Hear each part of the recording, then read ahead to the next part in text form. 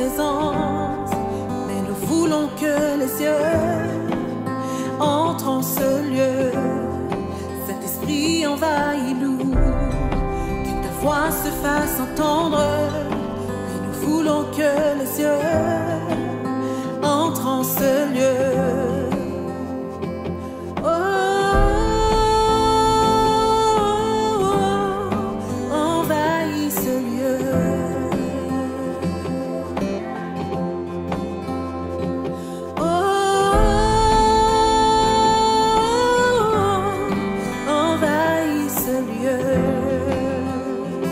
Quelqu'un qui veut les chanter avec moi? Nous ne voulons pas seulement une partie de ta présence, mais nous voulons que les cieux entrent en ce lieu. Saint-Esprit, que ta voix se fasse entendre. Et nous voulons que les cieux entrent en ce lieu.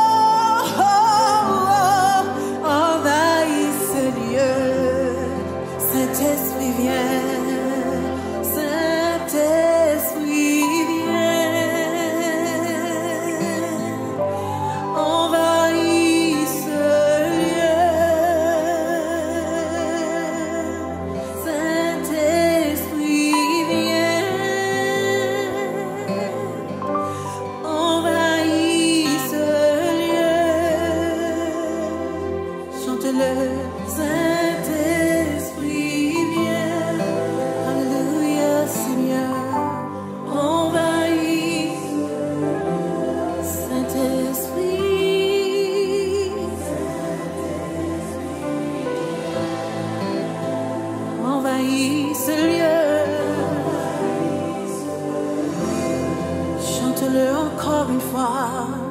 Saint-Esprit, oui, viens.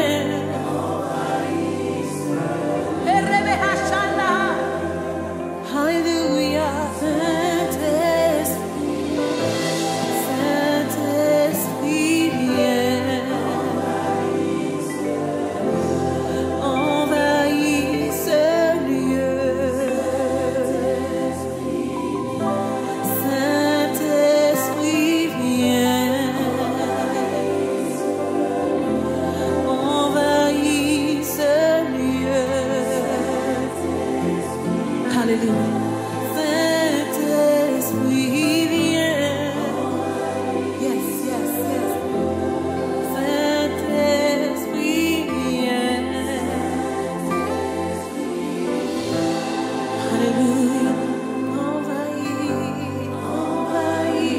ce lieu. Une dernière fois. Saint-Esprit,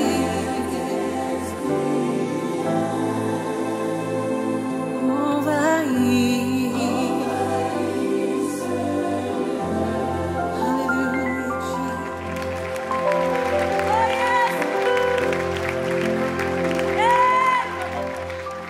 Il y a ce texte que j'aimerais lire dans 1 Roi, au chapitre 20, et à partir du verset 23e. Il y a vraiment des choses très très intéressantes. Ce que j'aimerais, c'est que vous puissiez vraiment être à l'écoute. Parce que je crois qu'il y a peut-être des clés qu'on a peut-être besoin de recevoir d'en haut pour vivre une vie meilleure et plus victorieuse. Et je pense, ce matin, j'aimerais vous dire que si nous ne faisons pas notre part, il peut y avoir des conséquences.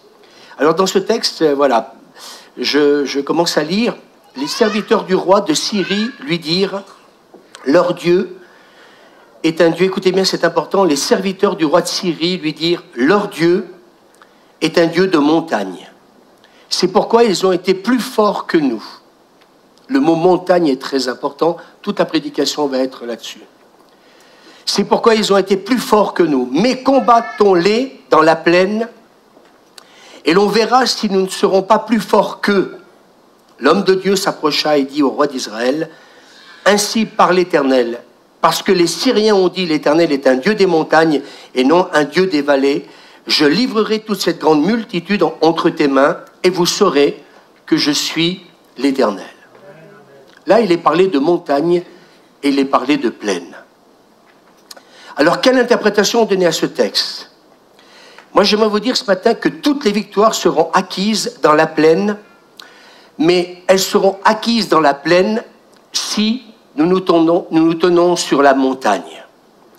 Et je crois qu'il y a quelque chose que nous réalisons depuis des années, hormis peut-être Yonggi Cho, qui a été un des hommes qui nous a donné, comment dire, la voie pour justement vivre dans la victoire et ne pas subir les œuvres du diable constamment.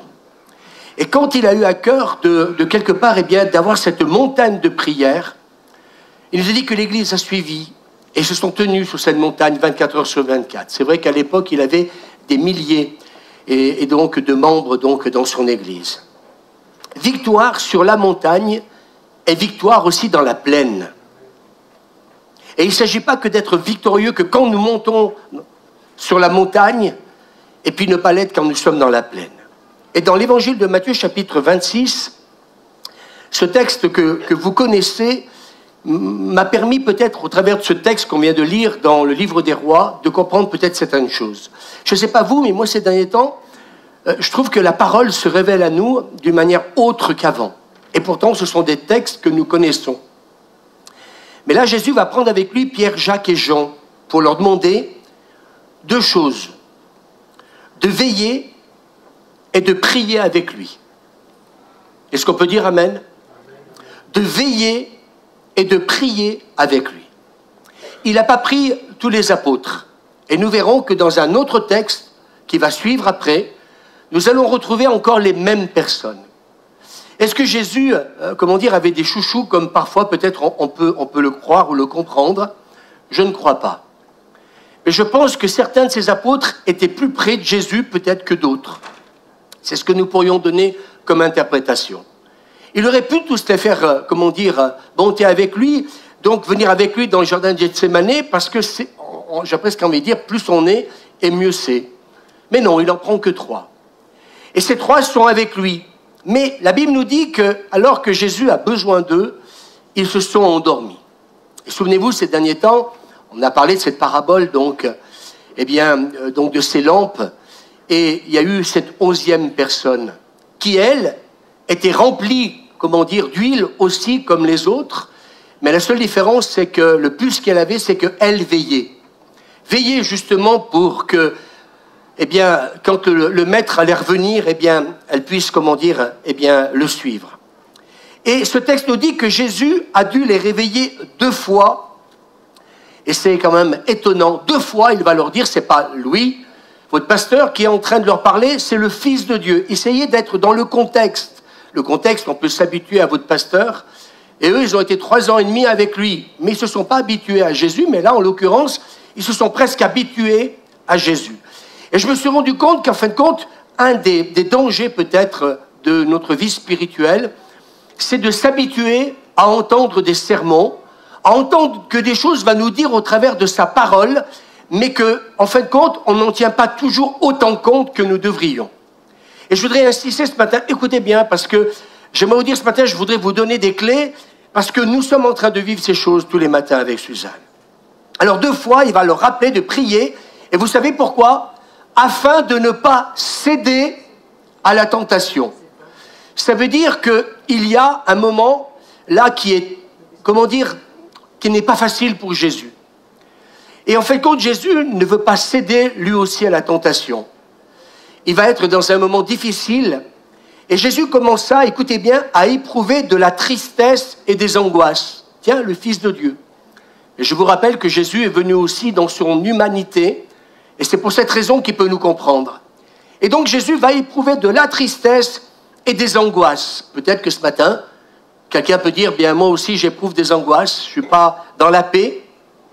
Mais il leur dit, mon âme est même triste jusqu'à la mort, restez ici et veillez avec moi. Je crois qu'un des messages que le Seigneur veut dire à l'Église ce matin, et il s'adresse à chacun d'entre nous, c'est de veiller. Veiller avec le Maître. Veiller, c'est-à-dire que, en fin de compte, Jésus, en l'occurrence, à ce moment-là, il a besoin donc de ses apôtres. Et il éprouve donc de la tristesse, des angoisses. Il leur dit, mon âme est triste jusqu'à la mort, restez ici, veillez avec moi.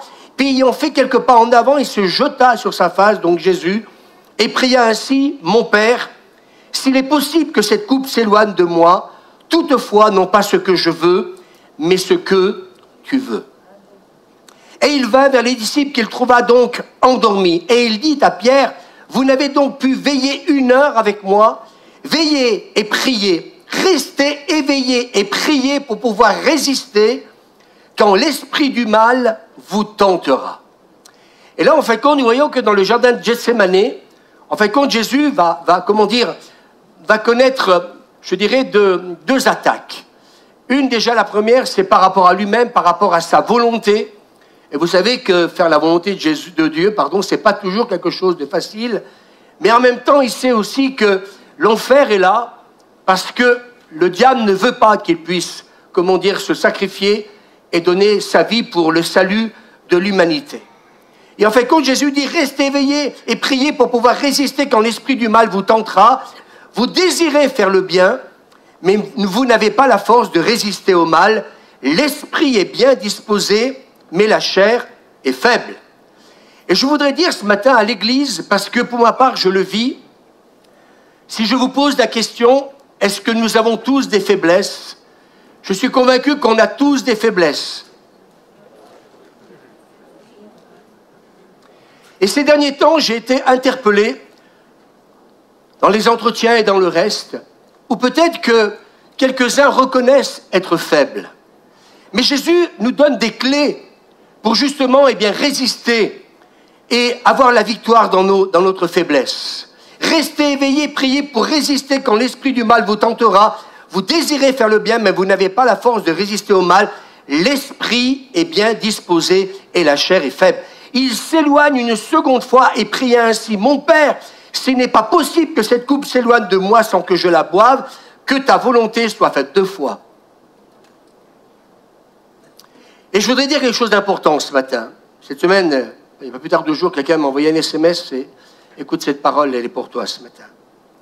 Il revint et les trouva encore endormis car leurs yeux étaient appesantis. Il les quitta, s'éloigna et pria pour la 3e fois, répétant les mêmes paroles, que ta volonté soit faite et non pas la mienne.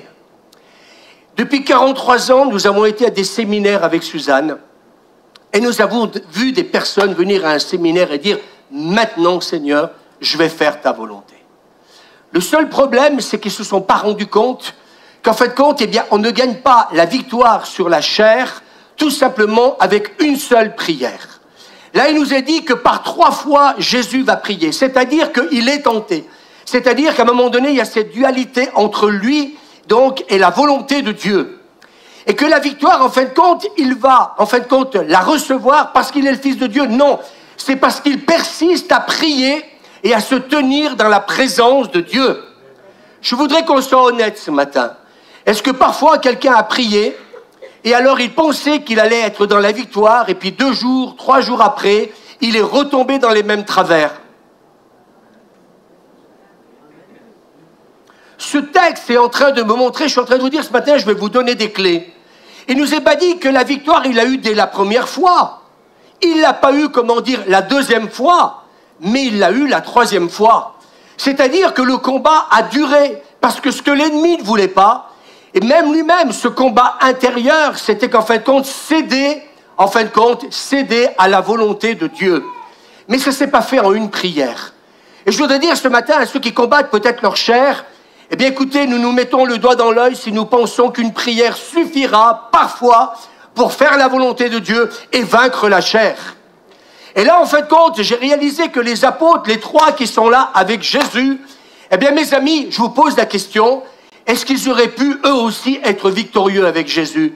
Jésus doit être victorieux par rapport à sa volonté, la volonté de Dieu, pardon, et puis accomplir la volonté de Dieu.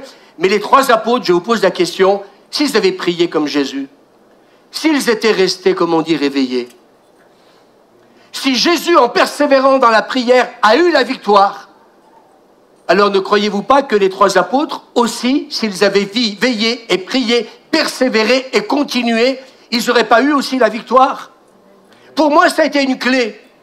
Ça a été une révélation de me dire, mais attention mes amis, nos bonnes intentions ne suffisent pas. Faire la volonté de Dieu n'est pas quelque chose toujours de facile. Et je me suis rendu compte que des fois, les gens se lèvent à un appel et se disent, ça y est, maintenant, je vais, ne plus, vivre dans le péché. Ça y est, maintenant, j'aurai plus d'addiction, à Internet ou le reste. Enfin, écoutez, faites la liste vous-même de ce que vous vivez. Et d'un seul coup, on rentre à la maison, puis le lendemain, d'un seul coup, tac, c'est plus fort que moi. D'un seul coup, tac, allez, j'allume l'ordinateur, et je passe 3 heures, et je passe 4 heures, je passe 5 heures, et puis d'un seul coup, je n'ai pas ma Bible, d'un seul coup, je n'ai pas de relation avec Dieu, et puis d'un seul coup, eh bien, ta femme va te dire, tu ne peux pas arrêter l'ordinateur, ton portable, un petit moment, parce que ce serait peut-être bien qu'on parle, ce serait peut-être bien qu'on puisse prendre un repas tranquillement, et puis d'un seul coup, waouh, la chair, l'esprit est bien disposé, mais la chair est faible. Et d'un seul coup, on va voir la chair qui, elle, va reprendre le dessus. Oui, mais je suis chrétien, j'ai le Saint-Esprit. Mais là, Jésus a le Saint-Esprit. Il est oint, il est tapé par le Seigneur. Mais il a besoin, mes amis, de combattre, non pas 1 fois, non pas 2 fois, mais 3 fois, jusqu'à la victoire finale. Est-ce qu'on peut dire Amen? Je voudrais encourager l'Église ce matin. Dire, faites de la prière le numéro 1 dans votre vie. Et puis ce matin, eh bien, si peut-être tu n'es peut-être pas aujourd'hui dans la victoire sur un péché, tu le seras peut-être une 2e fois quand tu vas persévérer dans la prière.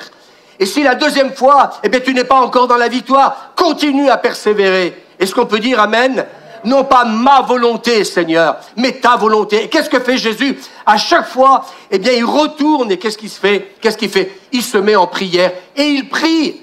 Il prie, Seigneur, parce que il sait que ce moment est important. Il sait qu'il est tenté. Il sait qu'à un moment donné, sa volonté ne veut pas lâcher. Mais il veut faire la volonté du Père. Amen. Donc, et il retrouve ses disciples, donc pour la 3e fois. Et il leur dit, vous dormez maintenant et vous vous reposez. Écoutez-moi bien ce matin. j'ai pas décidé de prêcher pour prêcher parce que cette semaine, j'avais préparé tout un message et puis il y a 3 jours en arrière, le Seigneur me dit, tu laisses tomber ce message parce qu'avec ce que tu vis avec Suzanne, partage-le à l'église. Et le Seigneur me fait la grâce de réaliser vraiment et de comprendre des textes bibliques que nous avons peut-être déjà prêchés plusieurs fois, mais j'avais jamais réalisé certaines choses. Je crois que trop souvent, on croit qu'une prière va, comment dire, nous donner la victoire. Et on va voir ce matin, bien que si le Fils de Dieu a eu besoin de persévérer lui-même, parce que mes amis, est-ce que vous n'avez pas, comment dire, vous aussi, eh bien peut-être des combats comme Jésus, on a envie de faire la volonté de Dieu. Qui veut faire la volonté de Dieu?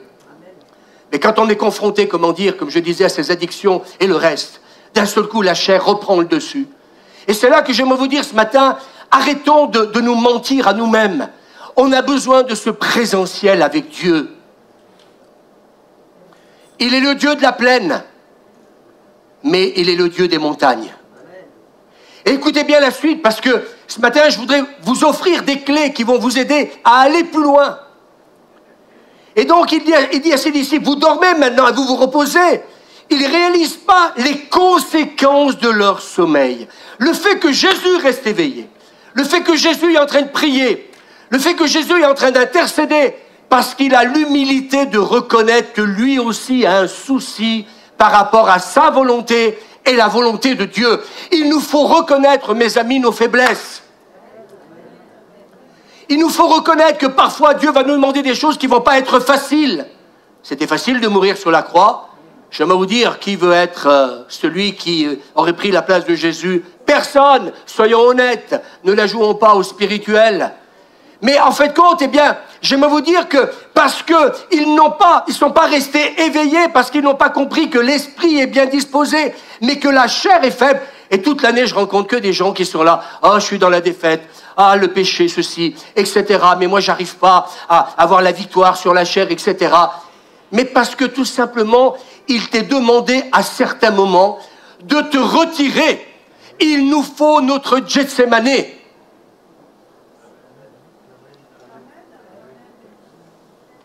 Il nous faut ce moment, ce lieu à part, où en fait compte, eh bien, oui, c'est pas un moment, c'est pas un lieu facile. J'aimerais vous dire que pour Jésus, ça n'a pas été facile, parce qu'il fallait qu'il puisse avoir la victoire sur sa volonté.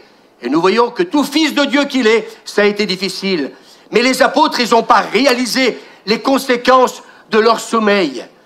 Et je me suis dit, pardon, à ces quelques chrétiens, des fois que je reçois, et puis qu'en fin de compte, ils sont complètement défaits, parce qu'ils pensaient être dans la victoire, et puis en fin de compte, ils n'ont pas été dans la victoire, parce que tout simplement, eh bien mes amis, Jésus a pris conscience qu'il avait besoin de se tenir devant Dieu, parce que mes amis, quand les Romains allaient arriver, quand à un moment donné, ils allaient mettre la main sur lui, pour quoi faire? Pour le crucifier.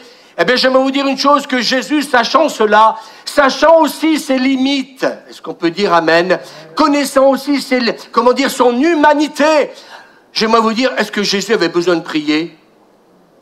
Bien sûr que oui, la preuve en est, il le fait. Mais bien sûr, et si Jésus l'a fait pour avoir la victoire sur sa chair, sur sa volonté, pourquoi nous aussi nous ne le faisons pas? Mais la prière du matin de 2 secondes, Seigneur, donne-moi la victoire sur ceci, sur cela, ça ne marche pas toujours comme ça.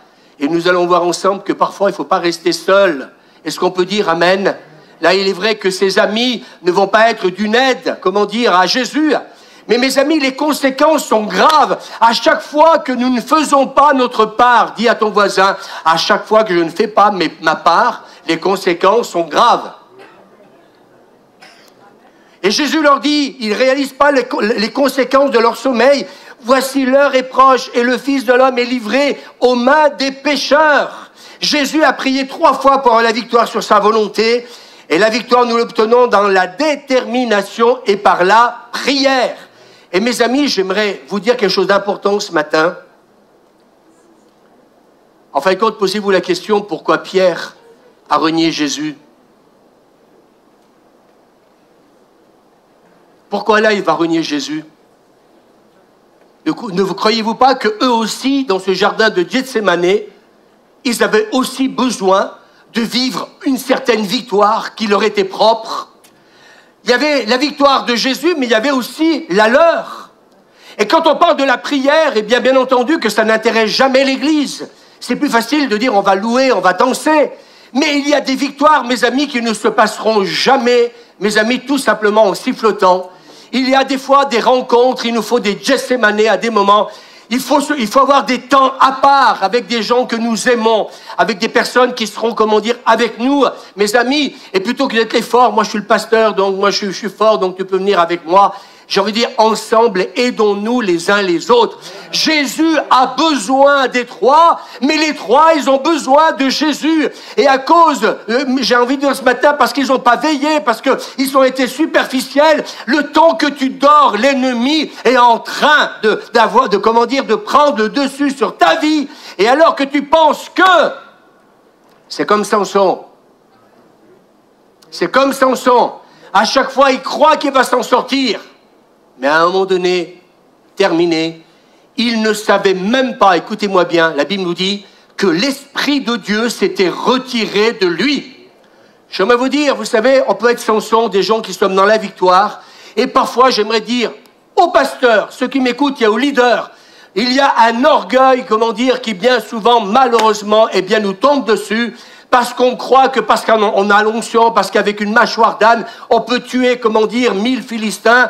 J'aimerais vous dire, on est tellement dans la victoire qu'on croit qu'on n'a plus besoin. Jésus, pendant 3 ans et demi, qu'est-ce qu'il a fait? Des signes, des miracles, des prodiges. Il avait l'onction de Dieu. Dieu était avec lui. Mais ce jour-là, à Gethsemane particulièrement, il a besoin de rencontrer Dieu. Il a besoin de rencontrer le diable. Il a besoin aussi de faire une rencontre personnelle avec lui-même pour savoir en fin de compte où est-ce qu'il en était, pardon.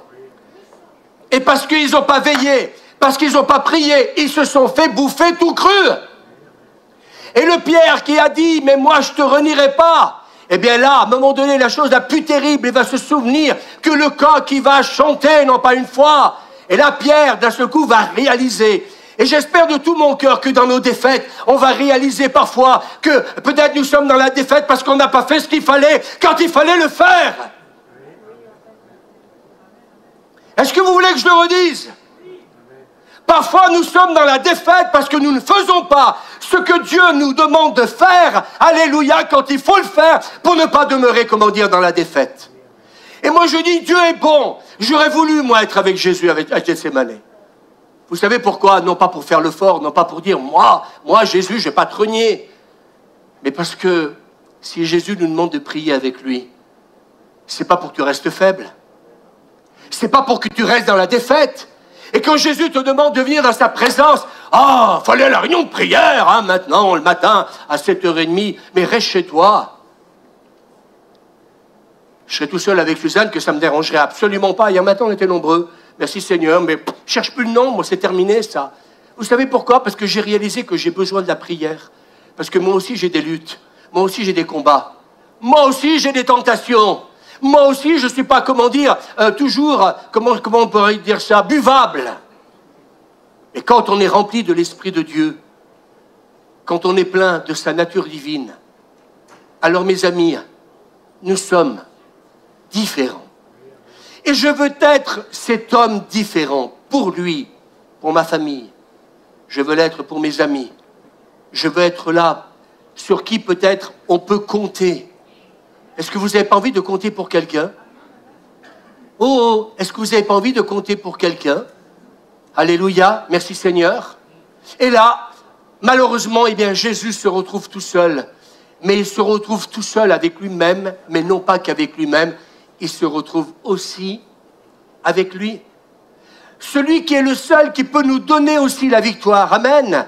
Alors, Pierre a renié Jésus car il n'a pas écouté et veillé et prié. Vous allez me dire peut-être que oui, il fallait une Pentecôte. Oui, c'est vrai que la Pentecôte a fait un travail magnifique dans sa vie.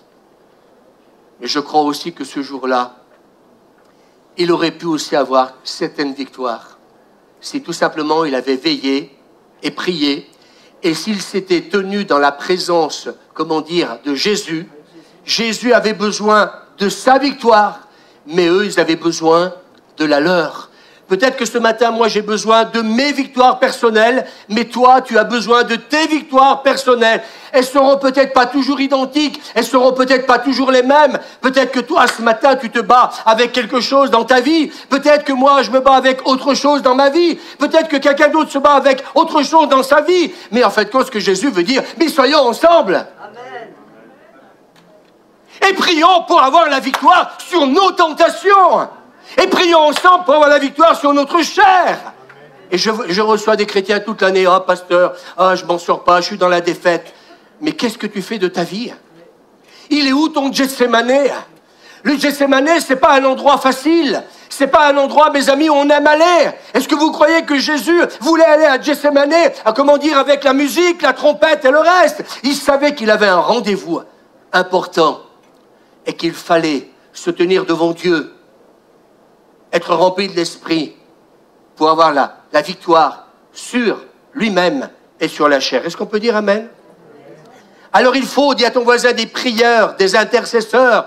Amen, non pas des donneurs de leçons sur la prière et qui ne prient jamais. Vous savez, aujourd'hui, peut-être qu'avec Suzanne, on peut peut-être davantage prétendre quelque chose, parce qu'on est là tous les matins. Mais je veux dire, et ça, j'aurais pas pu le prêcher avant. Mais j'ai tellement entendu parfois, sans rentrer dans la discussion entre à côté, ah, moi je prie. D'accord, ok, tu pries, c'est bien. Tu pries le dimanche matin? Tu pries une fois par semaine? Et je m'adresse aussi à des pasteurs et des leaders, parce que j'en connais aussi qui me disent qu'ils n'ont aucune vie de prière. Tu pries, c'est bien, tu pries. Mais quand arrive l'heure de la tentation, mes amis, là va se révéler l'état de notre cœur. Là, c'est révélé le cœur de Jésus. Et Jésus a été dans la victoire. Mais là, c'est révélé le cœur de Pierre, Jacques et Jean. Oui ou non? Et qu'est-ce qui a fait la différence? Jésus, le Fils de Dieu? Non. Je disais tout à l'heure, il a éprouvé des tristesses et il a aussi éprouvé de l'angoisse. Il avait les mêmes tentations que nous avons. Mais la seule différence, c'est qu'il a compris qu'il y a un chemin qui peut nous donner la victoire. C'est la présence de Dieu. Et c'est dire qu'il faut que je soumette ma volonté à la sienne. Notre Père qui es aux cieux, que ton nom soit sanctifié, que ton règne vienne. On a critiqué les catholiques parce qu'ils récitent souvent cette prière, mais que ta volonté soit faite. Est-ce qu'on peut dire Amen? Alors, nous ne voulons pas être des donneurs de leçons sur la prière et donc des personnes qui prient jamais. Moi, j'aimerais vous dire que depuis que nous prions avec Suzanne le matin, vous voulez que je vous dise? Il y a beaucoup de victoires que j'ai remportées sur moi-même que je n'avais pas avant. Je ne peux pas prêcher ce matin sur Gethsémane si honnêtement je n'avais pas vécu avec Suzanne depuis le mois d'août de l'année passée. Et puis on avait dit qu'on s'engageait. Et puis bénissez vos pasteurs parce qu'on est en février, on continue toujours tous les matins à être là. Oh, il s'enorgueillit le pasteur. Non, non, je suis en train de vous dire que c'est la prière qui va te changer. C'est ce cœur à cœur avec Dieu. C'est ta persévérance. C'est, mes amis, c'est mettre à bas notre volonté et puis dire au Seigneur, non pas ma volonté, parce que quand je fais ma volonté, alors c'est la chair parfois qui, elle, comment dire, est victorieuse sur moi-même. C'est bon ce que je vous prêche ce matin, ça peut vous aider à se dire que, mes amis, il aurait pu dès la première fois avoir la victoire sur sa volonté, mais il a fallu qu'il y retourne 2 fois, et il a fallu qu'il y retourne 3 fois, jusqu'à un moment donné, il a su que, ça y est, waouh! À cause du présentiel avec Dieu, à cause de la prière, alléluia, il a eu la victoire. Oh, pasteur, viens prier pour moi, parce que je suis dans la défaite. Je veux bien prier pour toi, mais je dirais que Nini, il ne se passera rien. Si toi-même, tu mènes pas ton propre combat. Ne le mène pas tout seul. J'aimerais te dire ce matin, je veux te dire par le Saint-Esprit, depuis plusieurs mois, je me sens beaucoup mieux qu'avant. Alléluia. J'aimerais vous dire que le Seigneur m'a jamais autant utilisé ces derniers temps, par des paroles de sagesse et le reste. J'ai jamais été autant heureux. Ce matin, j'ai fait l'imbécile pendant la louange. Il y a lui aussi qui m'a regardé avec des yeux comme ça. Avant, j'étais constipé. Le Seigneur m'a donné un de ces laxatifs, mais alors, le Saint-Esprit qui remplit ta vie. Et ça, j'aimerais dire même aux leaders et à vous tous, vous savez, on peut prêcher sur la prière si tu n'as pas, comment dire, un cœur à cœur. Si tu ne vis pas ce que je suis en train de prêcher ce matin, je voudrais vous dire une chose ce matin. Écoutez bien, je le dis par le Saint-Esprit. je ne voudrais pas que le diable et vous-même vous fassiez du mal. Le jour où va venir la tentation, le jour où vous allez vous rendre compte qu'en fait, moi, si je suis malade demain, vous allez voir, je vais guérir. Moi, tac, moi, nini, moi, gna gna. Mais quand arrive le moment de la tentation, quand arrive le moment de la décision, quand arrive le moment où nous voulons que la volonté de Dieu se fasse, et non pas notre chair qui aimerait nous dire, continue ta vie comme ça dans le péché, continue à vivre ta vie loin de Dieu, continue à venir que de temps en temps à l'église, la prière, eh bien oui, c'est pour les pasteurs, les responsables, mais ça c'est pas pour moi, alors qu'ils ont autant besoin de prier avec Jésus, mes amis, que nous en avons aussi besoin. Et nous voyons quelqu'un, mes amis, qui va avoir la victoire, et puis il y en avoir 3 qui vont être dans la défaite. Et moi, je me suis posé la question, et s'ils avaient prié comme Jésus?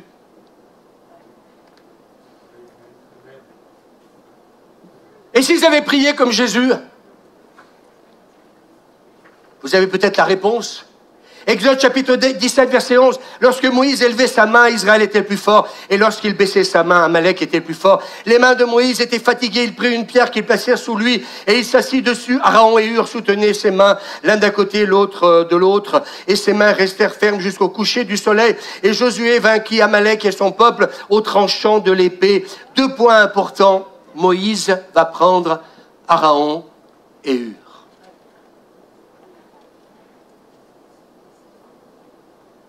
Prier tout seul, Jésus le faisait parfois, et quittait même les apôtres. Mais nous voyons qu'au travers de ces textes bibliques, eh bien, il ne faut pas rester seul. Tout Moïse qu'il est, il a besoin d'Aaron et Hur. Mais peut-être que ce matin, nous faut comprendre quelque chose, et je n'avais jamais fait attention dans ce texte d'Habakkuk, chapitre 3, verset 19. Tout à l'heure, j'ai dit, il est le Dieu des montagnes, il se tient sur les hauteurs, mais il est aussi le Dieu de la plaine. Et Habakkuk, chapitre 3, verset 19, vous dit, le Seigneur Dieu est ma force. On ne peut pas le dire si tu ne l'as pas expérimenté. Moi, c'est ce que je réalise, tous ces gens-là qui sont en train de nous dire certaines choses. Le Seigneur Dieu est ma force. Il me rend aussi rapide que les biches. Écoutez bien ce verset, dans la version que j'ai. Il me fait marcher sur les hauteurs. Prenez, Église de la Cité de la Lumière, prenez de la hauteur. Tu peux rester dans ta maladie, tu peux rester dans ta déprime, tu peux rester dans tes échecs, tu peux le rester toute ta vie. Si tu ne prends pas de la hauteur, si tu ne montes pas sur la montagne. Oui, mais je vis des attaques. Eh bien, bienvenue au club. Et ce matin, si je peux te faire du bien en disant, c'est peut-être pas la première fois que tu auras la victoire, mais peut-être la 2e fois, ou peut-être la 3e fois, je voudrais vous dire ce matin, je voudrais vous encourager à vous dire que parfois, les attaques persistent. La chair ne veut pas lâcher. Qui est d'accord avec moi? La chair ne veut pas lâcher. J'ai décidé de ne pas critiquer, puis je rencontre quelqu'un, et puis c'est plus fort que moi.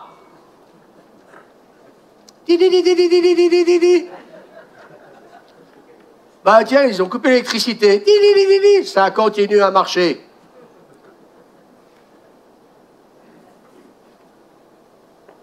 Je ne veux pas plaisanter ce matin. J'aimerais que vous puissiez comprendre tout ça. Il arrive que, quelque part, nous ayons à suivre péniblement dans la vallée. Écoutez-moi bien, peut-être que parfois dans la vallée, on n'est peut-être pas toujours dans la victoire. Mais à chaque vallée, nous avons notre montagne. À chaque vallée, et moi c'est ce qu'on réalise depuis le mois d'août l'année passée, j'ai réalisé, avec tout ce Covid et tout le reste, que chaque matin quand on vient, eh bien il y a peut-être la vallée, ou parfois peut-être la veille, eh bien on a été dans le péché, peut-être que la veille, eh bien on a failli, peut-être que dans la veille on n'a pas tenu promesse à notre Dieu, et puis le diable vient, la culpabilité, il y a trop de chrétiens qui vivent dans la culpabilité. J'ai appris, mes amis, si nous confessons nos péchés, il est fidèle et juste pour nous pardonner, si nous confessons nos péchés. Et si un Jésus te dit, viens prier avec moi à Gethsémane, vas-y en courant. Est-ce qu'on peut dire amen? Amen.